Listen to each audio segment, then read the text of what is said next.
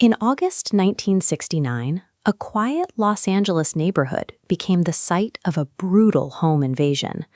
Supermarket executive Leno LaBianca and his wife, Rosemary, were murdered by followers of a cult leader named Charles Manson. 51 years later, that nightmare repeated itself. Rosemary's granddaughter met the exact same fate, discovered violently stabbed to death in her own home. But where the 1969 atrocities were carried out by a group under a shared delusion, this modern tragedy was the work of a lone individual. The timeline jumps forward to July 2020. The setting shifts from Los Angeles to Denver, Colorado. Here, 40-year-old Ariana Wolk, a single mother known to friends for her generous spirit, was trying to build a quiet life. Violent crime is common, but the mathematical odds of a single family suffering identical, seemingly random home invasions half a century apart are astronomically low. It makes the case of Ariana Wolk a deeply unsettling historical anomaly. On the evening of July 3, 2020, a friend staying at Ariana's apartment walked through an open back door to check on her. They found her lying on the bedroom floor. Ariana had suffered nearly 20 stab wounds, primarily to her neck and back, along with defensive injuries on her arms. It was a chaotic scene, indicating a desperate struggle.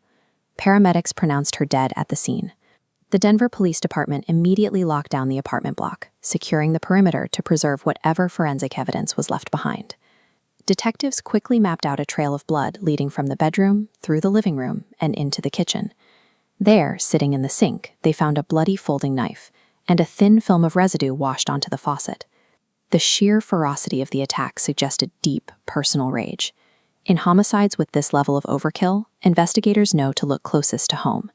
Their first target was the victim's inner circle. The immediate person of interest was Ariana's on-again, off-again boyfriend, Patrick. The couple had a volatile history, including a domestic violence incident just 2 months prior. When questioned, Patrick admitted he had seen Ariana on the day of the murder.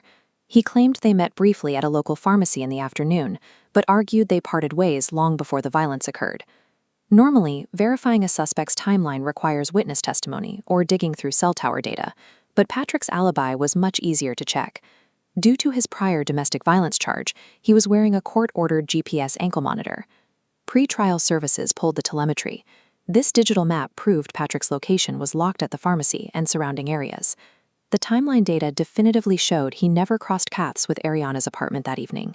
With his name cleared, Patrick offered a crucial warning to the detectives. He explained that Ariana frequently befriended transients and stray murers in the neighborhood, often inviting them into her home. Patrick's verified location forced detectives to pivot toward the search for a phantom intruder. At 8:45 p.m. on the night of the murder, a neighbor in the unit directly below Ariana's apartment became an unwitting witness to the timeline of the attack. The neighbor recounted an odd encounter. A young man had knocked on her door, complaining that Ariana was upstairs acting weird. The man insisted Ariana might be a threat to herself. After the neighbor refused to let him inside her own unit to talk, the man stated he was leaving the property for good. But he didn't leave. Half an hour later, the neighbor looked out her window and saw the exact same man pacing nervously in the backyard. This time, he was entirely shirtless. A search of that backyard provided the physical evidence detectives needed. Lying in the grass, they recovered a discarded plastic cup. When processed, it yielded a pristine fingerprint. The fingerprint from the cup linked the anonymous prowler to a name: 24-year-old Josée Sandoval-Romero. 4 days after the murder, authorities tracked Sandoval-Romero to Colorado Springs. He was taken into custody, and during his interview with law enforcement, he confessed to stabbing Ariana and fleeing the scene. His stated motive was completely bizarre.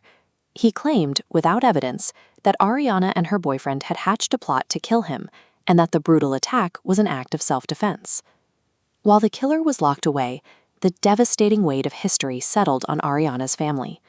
The tragedy was especially acute for her mother, Suzanne LaBianca. Suzanne was just 21 years old when Charles Manson's followers murdered her mother and stepfather. At 72, she was forced to grieve her own daughter, losing 2 generations to senseless violence.